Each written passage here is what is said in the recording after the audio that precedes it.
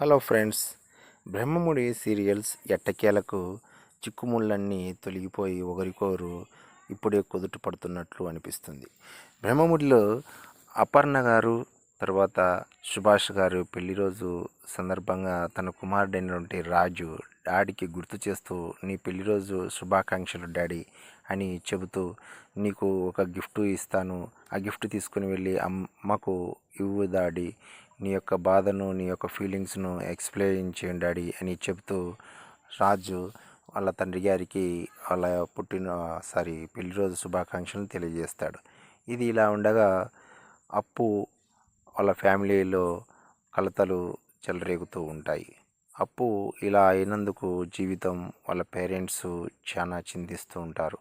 అప్పు పెళ్లి సంబంధం గురించి ఆలోచన చేస్తూ ఉంటారు. అప్పుకు వయసు అయింది, ఇరుగు పొరుగు వారు ఏమనుకుంటారో ఏమో, పెళ్లి చేయాలి అని కనకం అన్ని విధాల ఆలోచన చేస్తూ ఉంటుంది. ఇలా ఉన్న తరుణంలో కనకం యొక్క పెళ్ళిళ్ళ పేరయ్య ఆ దావన వెళ్తూ వాళ్ళ ఇంటికి ఒక నేర చరిత్ర కలిగినటువంటి వరుణ్ణి తీసుకొని వస్తాడు.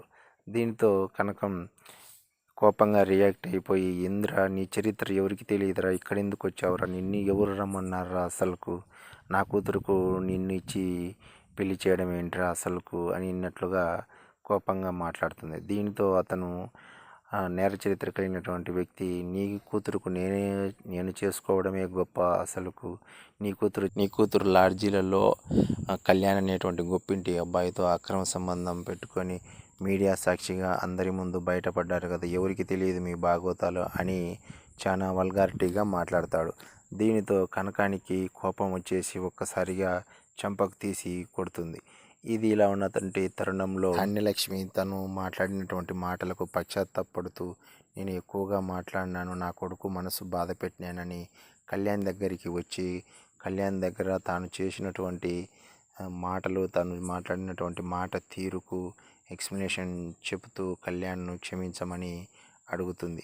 దానికి కళ్యాణ్, నువ్వు మాట్లాడే హక్కు ఉంది, నా మీద నీకు అన్ని విధాల రైట్స్ ఉన్నాయమ్మా, అనేది ఏం తప్పు లేదు, కానీ నా వలన ఒక ఏమీ తెలియని శుభం ఎరుగనటువంటి అమ్మాయి అప్పుకు చెడ్డ పేరు తీసుకురావడం అనేది నా మనసు కలత చెందుతుంది అని కళ్యాణ్ అప్పు మీద యొక్క సానుభూతిని తెలియజేస్తాడు. దీంతో ధాన్యలక్ష్మి ఇవన్నీ వదిలేసి, ఒక్కగానొక్క కొడుకు నువ్వు ఇలా బాధపడుతుంటే మాకు ఎంత బాధ ఉంటుందిరా, అందువల్లనే నేను అలా మాట్లాడడానికి కారణమైంది, నువ్వు సంతోషంగా ఉండడమే మేము కోరుకున్నది అని ధాన్యలక్ష్మి చెబుతుంది. ఇది ఇలా ఉన్న తరుణంలో కావ్య, రాజ్, కళ్యాణ్ ఫ్యామిలీ మెంబర్స్ అందరూ కలిసి అపర్ణ, సుభాష్ యొక్క పెళ్లి రోజు వేడుకలను ఘనంగా నిర్వహించాలని ఫ్యామిలీ మెంబర్స్ అందరూ పార్టీ చేసుకోవాలని ప్లాన్ చేస్తారు.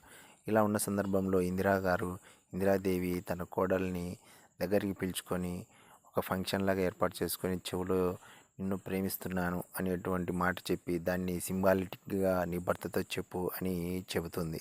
ఇది విన్నటువంటి అపర్ణ గారు అలాగే చేసి తన ప్రేమను ఎక్స్ప్రెషన్ను తన భర్తకు చూపిస్తుంది. ఇది చూసిన ఫ్యామిలీ మెంబర్స్ ఎంతో మురిసిపోతారు. చివరకు రాజు ఆ సింబల్ను చూసి నిన్ను ప్రేమిస్తున్నాను అని చెప్తాడు. ఇది బ్రహ్మముడి యొక్క శుభ పరిణామంగా చెప్పవచ్చు. ఈ వీడియో మీకు నచ్చినట్లయితే చిన్న లైక్ కొట్టి ఒక సబ్స్క్రైబ్ చేయండి ప్లీజ్ సిస్టర్స్.